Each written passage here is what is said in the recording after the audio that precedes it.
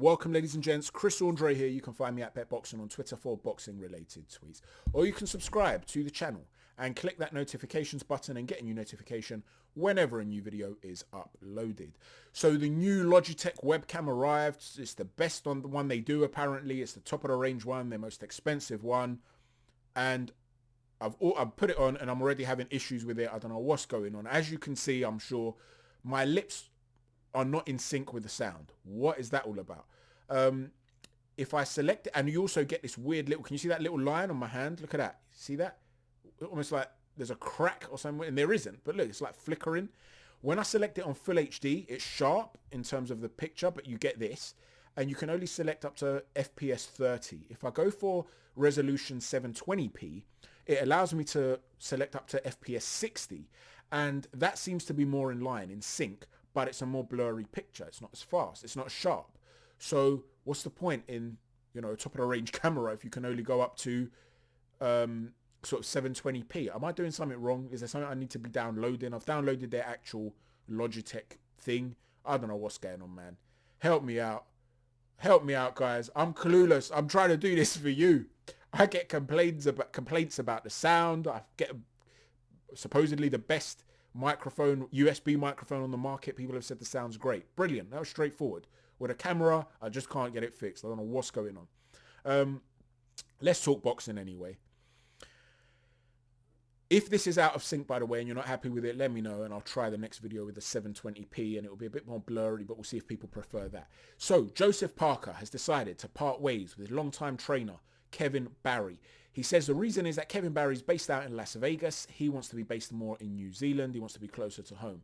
To me, that's a worrying sign because as a fighter, it means he's prioritizing other things than boxing. Now, I'm not saying it's worrying that he wants to leave Kevin Barry. I've been a proponent for him leaving Kevin Barry. In fact, and that's not, you know, I'm not trying to disrespect Barry in any way. He's a very good trainer. He's achieved some good things with Joseph Parker. They've won a world title together. He's developed him into a very skilled heavyweight. There's no doubt about that. However, sometimes you can stagnate with a fighter, with a trainer. Sometimes a trainer can have, he's almost blind to certain things he needs to improve on because he's taking you down a certain route. So when I look at Joseph Parker, there are certain technical deficiencies which we'll get to, which I believe he needs to work on. And we'll talk about what trainers I think that he should join for that. But first and foremost, I've always felt that he lacks fire. I've always felt he lacks that killer instinct. I've said this many times before on this channel. Against Razvan Kajanu, his former sparring partner, he lacked that killer instinct. He wasn't looking to get out there and go for the kill. We saw it against Junior Farr. He landed a big right hand. I think it was in round 3 in the corner. He didn't really have that thing of letting go of his hands and breaking free, making sure he maintains that range to really let go of his hands. He doesn't really have that. Dillian Whyte was the biggest example. Dillian Whyte was out on his feet. He could barely stand up. He was holding on for dear life. And Parker was content to be held. I understand he was tired, but you have to do your utmost when you know you need a knockout to release your hands in that situation and just let go of shots. It doesn't have to be powerful shots, shoe shine stuff. Just making contact just to make the referee step in. You can't just be content to be held. To me, he lacked that killer instinct.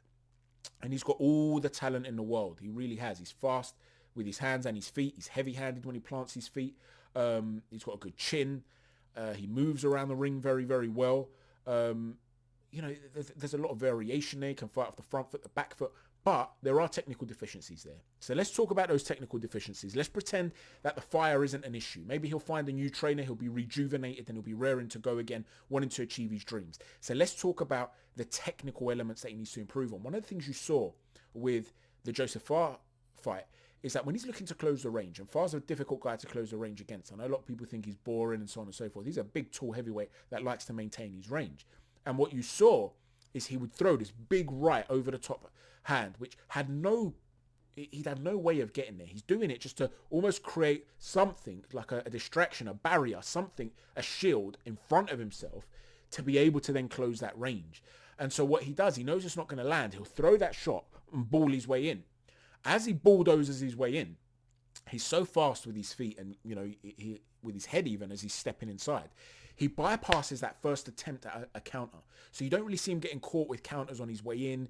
You don't really see a guy stepping back and timing him, catching him with uppercuts or anything like that. Check hooks. That doesn't really happen. So he gets in. But he's coming in at such velocity and with such little control that he often smothers his own work. He falls into the opponent and then he's too close and then he gets tied up. So one of the biggest things I'd want to see Joseph Parker work on from a technical perspective is how to be creative with his entry, how to get inside from the outside to be able to then work on the inside. We saw against Anthony Joshua and in another example where, again, he was a little bit content to just stay on the outside. The referee was causing him, wasn't letting him fight on the inside. We know that. Terrible refereeing. But when he was on the inside, often it looked a little bit chaotic. And the ref would then say break. I'd want to see him to be able to develop that skill set where he can come inside, use a forearm as an armbar to stop a guy being able to grab you, or feint your way in to get a guy to commit, then you come inside, pivot off to the side to create a new angle. Develop ways in which you can close the range quickly, but then have the ability to really work on the inside without you having to worry about being smothered. Now, if you're talking about the sort of elite level trainers that could happen with, I'd love to see him work with someone like Freddie Roach or Virgil Hunter. Both are very, very good at getting their fighters to disguise their entries. The fact of the matter is neither one of them are going to move to New Zealand. Let's be honest. He said he wants to be closer to home. That's one of the reasons he wants to split with Barry. Barry's based in Las Vegas. Additionally to that, I understand that, during these times that we're in at the moment, he's probably not going to be getting the opportunity to travel back and forth as freely. There's quarantine laws. If he's stuck away in the US and something happens to his family in New Zealand, how does he quickly get back without having to quarantine and stuff like that? It's a headache. So he wants to be close to his family. I get that. I'm not criticizing him as a human or for his choices. What I'm but what I'm questioning is the hunger he has, that thirst for success in boxing. If he's prioritizing family life, which as a man he should be doing, don't get me wrong, but if he's prioritizing family life above boxing, you have to then start questioning the hunger. Now, when you're questioning that hunger in conjunction with this lack of fire that he's had in the past, you have to start asking yourself if you've seen the best of Joseph Parker, right? You've got to ask yourself these things. Now, from a technical perspective, like I said, that's the biggest thing I want to see him work on, that entry point, because he can do everything else. The other thing I want to see him do is work on using that jab more consistently. Often he'll fire it out and it's a really fast jab and he'll throw it to the chest, he'll throw it to the head. I want to see him use it in a manner to set up that right hand. Often he's just firing it out there for no reason. And I know he's looked at Larry Holmes in the past. I get that. But use it either to land, to set up a tempo, to dictate the range, or to set up a shot, rather than just blindly fire it out there. I want to see it become more of a weapon that will allow him to bring in other aspects of his game. But yeah, listen, he's got all the talent in the world. And the fight against Derek Chisora is really interesting because they're the polar opposites. Derek Chisora doesn't have any of that sort of talent. And yet he's got so much fight in him, so much dog in him. So they're two different characters. One who's... Listen, I would never question Joseph Parker's heart because, he's been down and gotten up and, I'm not questioning his heart. I don't think he's a coward. I don't think he's a guy who packs it in. What I'm questioning is the killer instinct, the fire. Does he have that fire? Another trainer, if you want to go out of left field, someone I would like to see him work, I wouldn't mind seeing him work with, but he's not an elite level name, who maybe, just maybe, who knows, maybe would be able to get him to go over for camps, might be Ricky Hatton.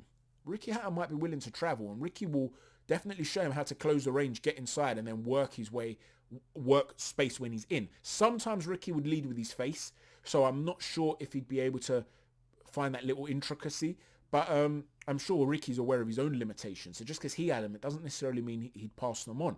You know that he's great at developing space on the inside to work on the inside. And we know that Parker can fight on the outside. So I just want to see him how he can close that range more effectively, work on the inside. Maybe he might be able to get Hatton over there for a few months of the year or whatever. I don't know. But it will be interesting to see. Where do you think he goes from here? If he is going to look for a trainer from New Zealand or Australia, who do you expect him to look for? And is there any way that you expect him to come back and be the best he can be? Or do you think we've seen the best of him? Moving on to the lightweight division, let's talk about the mess that's going on there. So Teofimo Lopez is now threatening to leave. He said it's either this next fight against Kambossos, before or after it, he will be a free agent. He wants to move away from top rank. He feels that Todd DeBuff disappointed him. He says they're disappointed in him basically because DeBuff allegedly sort of told Matchroom and others not to bid on the fight. on the purse bids, which would have meant that there was a limitation as to how much Teofimo could earn. Needless to say, he's not very happy with this at all. He feels betrayed. He wants to move on. Now, along those lines, you're talking about him being potentially scouting for agents. So I wonder if, what does this say in terms of, because one of the things I've always felt, Kambossos won his 2 fights against Mickey Bay and Lee Selby quite comfortably, and yet they were both split decision victories. To me, that suggests that he doesn't have the clout, for whatever reason, to get the sort of judging that he deserves. So I always thought to myself, you know what? I think he's a really good, talented fighter. There are some question marks I have, which I'm going to talk about in a preview of that fight. But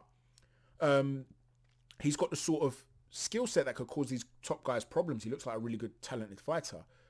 But if he doesn't knock him out, is he going to get results when he is not in there against elite level names and he's winning fights comfortably and they're only giving him split decisions? Well, now you'd think, okay, with Top Rank potentially breaking away from Teofimo Lopez, maybe they won't give him that same sort of protection. But then on the other hand, if he's a free agent, maybe Triller, who have got the purse bids, they might be looking to make a longer term deal with Teofimo Lopez. So do you think this increases or decreases Kambossos' chances of a win on the scorecards? We're just speculating, of course. I'm not suggesting anything untoward will happen. We're just talking. Devin Haney, though, has come out and said, I don't need to fight Teofimo Lopez to be a star. Listen, this is what's going on with Haney at the moment is a real problem. Because, listen, Devin Haney is a top-level talent. There's no doubt about that. He's a fantastic boxer. I've covered this topic about me seeing Teofimo Lopez as the undisputed champion of the world in the division. Okay, we've discussed this. Other people feel it's Devin Haney that has the WBC belt. Wherever you stand on this, he's not fought anyone. And when Tim Bradley comes out and says this, he gets offended and he calls him a bitch, right? A bitch ass, he called him. Now, the rumor for Devin Haney's next fight is that he's going to fight Jorge Linares.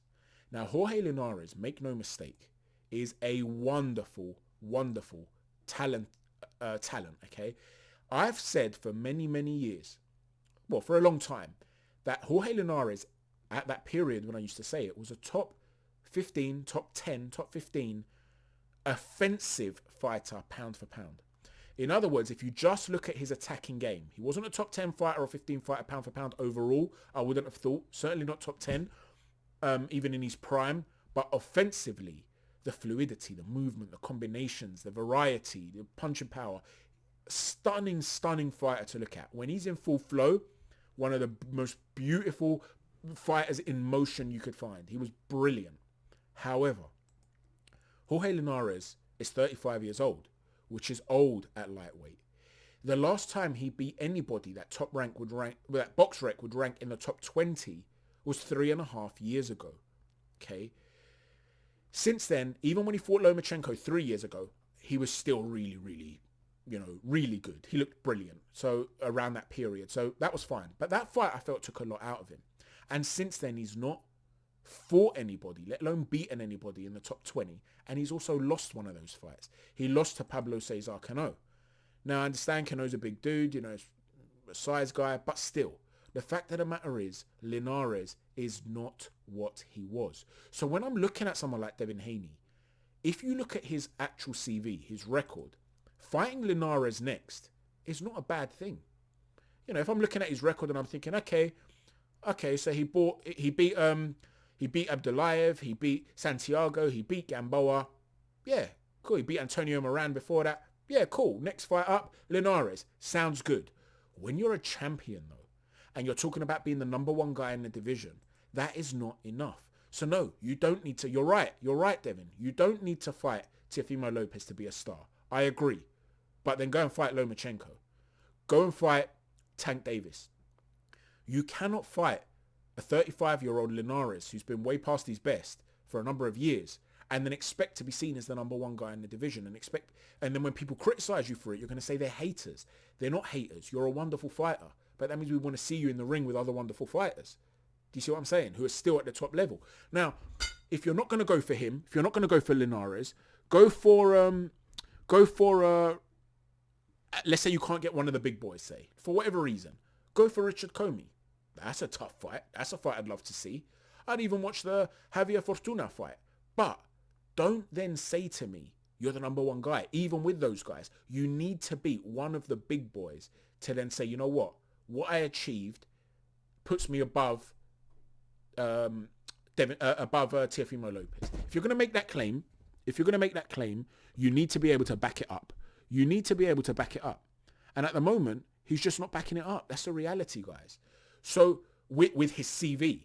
So that's who I'd want to see him in the ring with next. Lomachenko, personally. I think that fight makes sense. Loma wants a rematch against Lopez.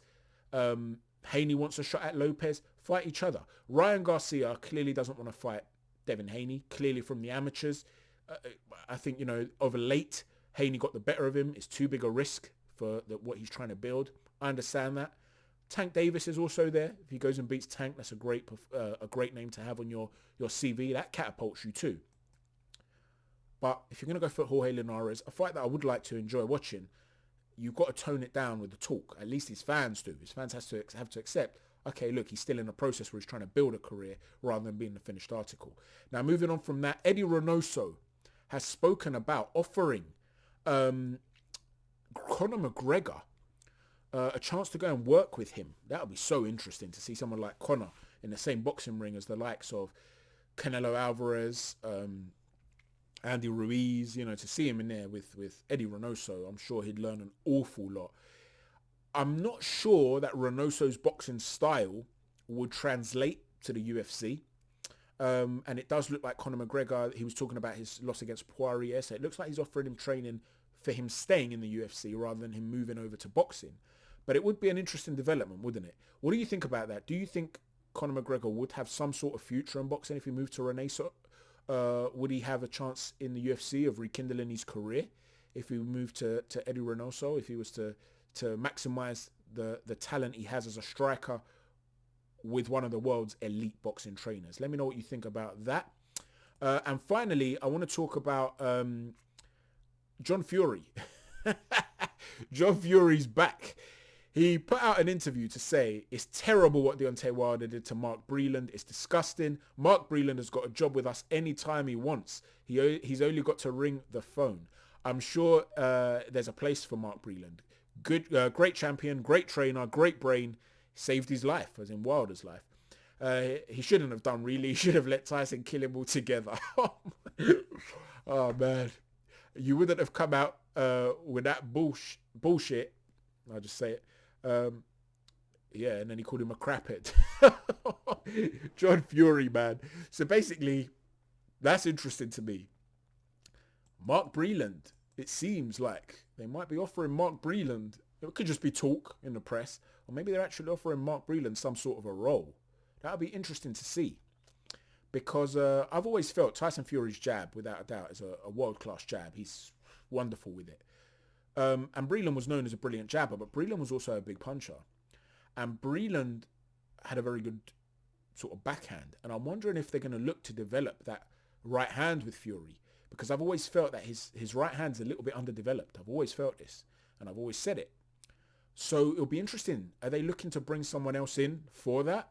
And they're just sort of like feeling about? Or is it just a random little interview that John Fury's put out because he loves the controversy and he wanted another little dig at Deontay Wilder? Let me know what you think, guys, about everything. Let me know what you think about this video, about the webcam, about your views on this topic. Please hit that like button as well. The more people that like the videos, the more likely it is for the videos to be shared and spread, and people will see them as suggestions and the channel can grow. Thanks for watching, everyone. Chat to you soon. God bless.